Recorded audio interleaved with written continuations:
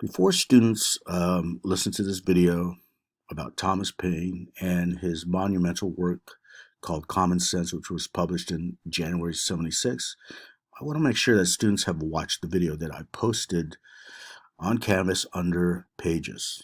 And it's a very short video. It's about 4 minutes long. And the reason why I want students to watch it is because it's a really good dramatization. It's a good reenactment of where our colonial leaders stood in regards to the political relation with the mother country. And, as we discuss, they were not revolutionary. They were not radical. They were, in fact, seeking peace, the Olive Branch Petition, and this was voted upon. Of course, there are radicals there like John Adams, but he's the minority. Okay, so this brings up the question then, what event, or perhaps what political works, written works, would change the minds of the colonials to indeed dissolve the relationship with the mother country while forming their own republic as a result? And that would be this publication of this work by Thomas Paine called Common Sense. So as it would turn out, it would be a political tract, right? And we've talked about a few of these, just like, say, Dickinson and his political tract, Letters from a Farmer in Pennsylvania. This is similar, right? It's a political work, and it's attempting to persuade its readers of a certain cause. Okay, so Thomas Paine, just a little bit of backdrop on him. He's actually not a colonial. Okay, he's from England, but he's fully aware of the spirit of the age, in terms of politics. He knows that the monarchy, the monarchical system, is not only being questioned by, intellectuals and philosophers and so on and so forth, but it's also on the verge of being replaced, right, with a new form of government that, if you recall, we call republicanism, that's ruled by the people while rejection of the monarchy. All right. He has a feeling that this is going to happen, and this is indeed revolutionary, right? It's a political revolutionary. So, in a sense, Thomas Paine is going to be wherever he feels there's revolutionary activity potentially happening.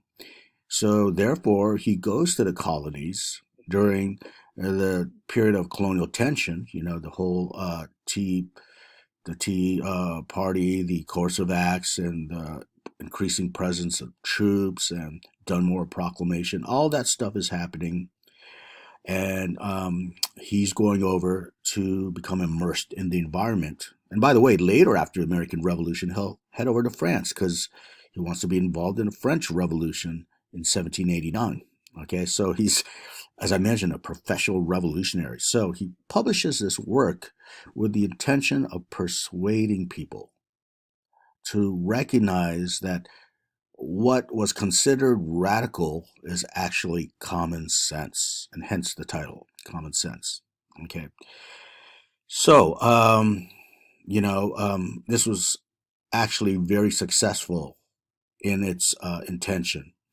Um, One reason is because it was written in common language. Back then, if you were educated, you tended to show that off in your writing. You used a lot of fancy words and Latin phrases, and you made allusions to literature, right?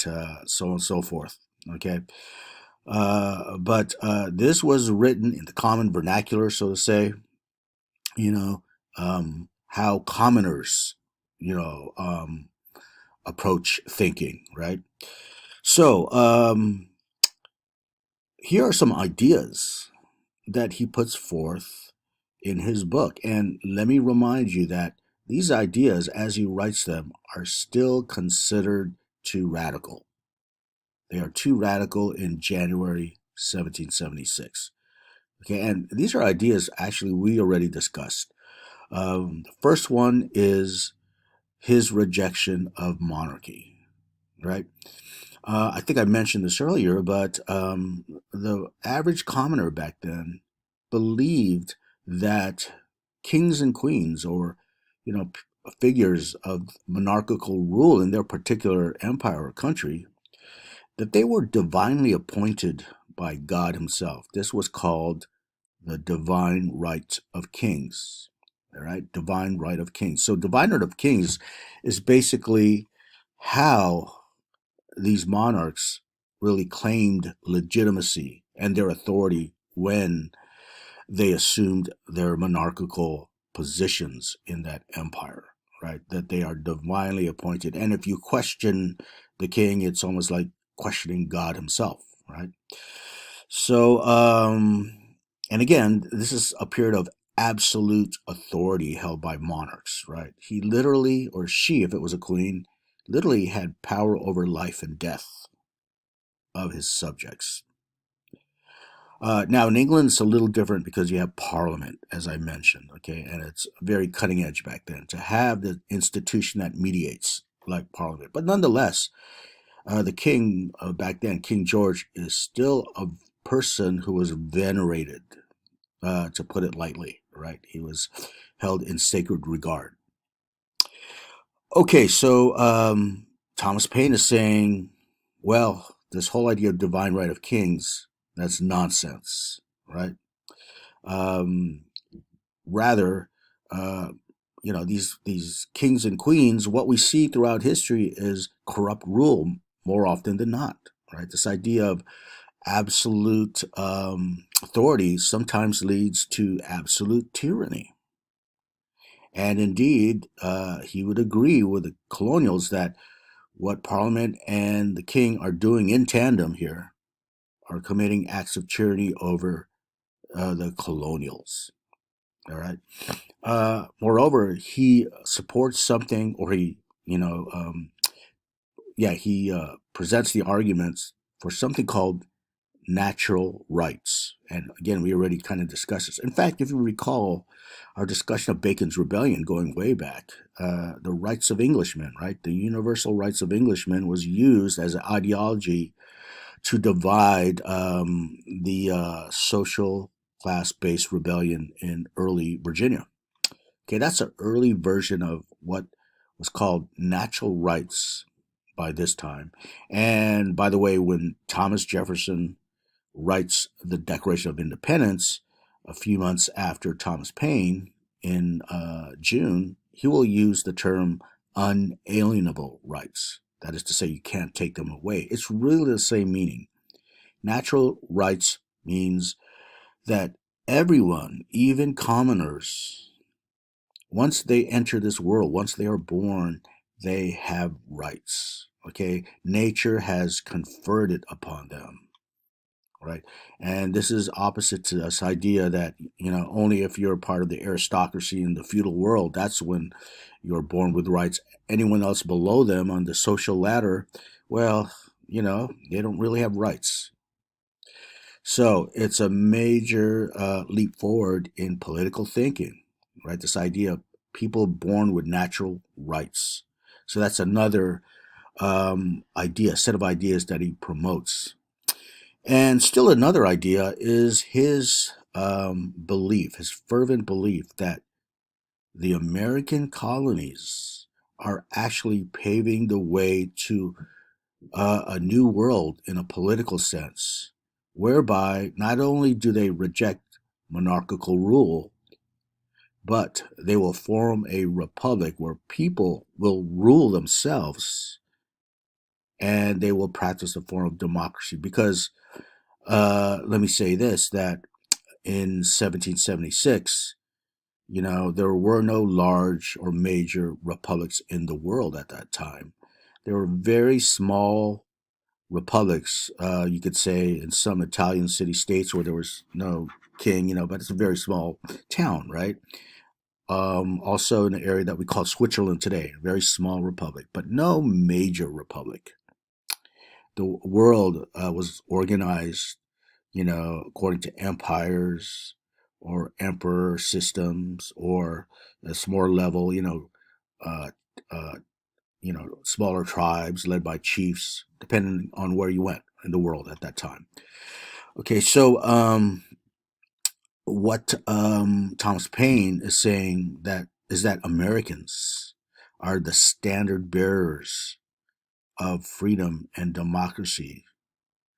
They were destined, they were preordained to usher in this new era in the history of humankind whereby the people will rule themselves, you know, uh, after replacing the rulership of kings and queens.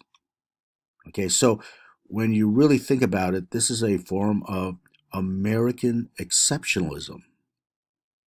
And let me remind you about exceptionalism. This is a concept we talked about weeks ago. But exceptionalism is the belief that your particular nation or social group, racial group, ethnic group, religious group, you believe that you are superior in some respect, that you are elevated for some reason, right? Um, so, in this case, Thomas Paine is actually arguing for a variant of American exceptionalism, insofar as he's arguing that the Americans are indeed ordained to usher in this new era, right? So, these are some ideas that Thomas Paine writes, and lo and behold, when he publishes this book in January, they couldn't keep it on the shelves.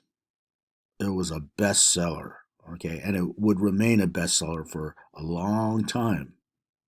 And what this did is successfully change the minds of commoners, and that's important to emphasize here. The common person, the person of ordinary rank. And we've been emphasizing that almost since the beginning, right? And certainly it was a big part of our discussion of 18th century colonial life, where the ordinary person is emphasized, right? Whether in consumerism or in the Great Awakening or in, the commoner allowed to enter, the inner sanctum of the public sphere and elite status through what we call natural development, or even things like public opinion, right? Commoners, public.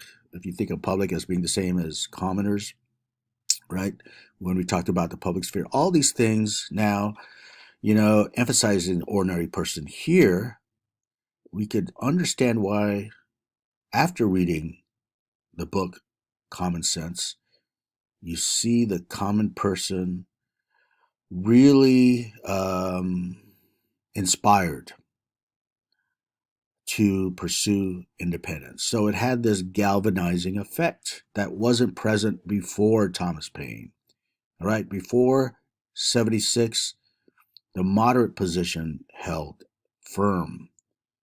Now, what happens with Common Sense is it really causes that moderate position to loosen its hold, its grip on the minds of people. And here's the important thing to grasp. Um, Once people read this, they will declare, or they will, write their own declarations of independence on their own. Okay, they're not going to wait for the Second Continental Congress, that are filled with our founding fathers, right? No, they're gonna write it on their own, in their own village, in their own town, in their own city.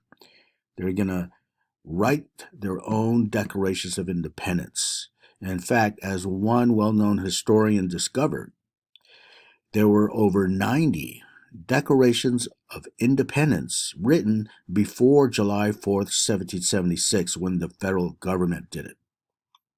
Okay, well, quote unquote federal government, because this is new. Okay, let's just call it the Second Continental Congress. Okay, before the Second Continental Congress declared independence, you had over 90 declarations, and they're written by commoners. So, what does this tell us, by the way? It tells us that after Thomas Paine, and certainly after commoners embraced the position of being radical and being revolutionary, our elites, who we call the founding fathers, responded to them. Okay, it wasn't the other way around, what you could call top down um, history, where, at the top you have these great leaders and their great actions and decision making kind of percolates downward to us, right? No, it's the opposite here. It's argued that commoners, in taking matters into their own hands regarding revolution and declaring their own independence from the English Empire, that goes up to affect the elites, the founding fathers. That's bottom up history right there. Okay, so that's what's important to note here. Okay, so something about the title, though, Common Sense. This is a brilliant title because, as I mentioned, these ideas like republicanism and rejecting divine right of kings and so on and so forth, these are not common sense ideas held by commoners back then. Okay? But that's what's so brilliant about it. Thomas Paine knew, he really felt that it would be common sense, right? Eventually. So that's how you know a revolution happened in our thinking. You know, when what was once perceived as being too radical and too fringe, too revolutionary, even, when those ideas through the years, through the decades, even through the centuries, all of a sudden become common sense. They're no longer controversial, they're no longer revolutionary. That's how a true revolution in thinking has happened, right? And that's what is the great legacy of Thomas Paine's common sense, as he knew that was, he felt in his bones, so to say, that what he believed, along with many others at the time, especially Enlightenment thinkers, that once the world is going to convert to a different system, right? And as you mentioned, America is going to lead the way, and this will become common sense to all of us eventually. Okay, so let's move on to the next.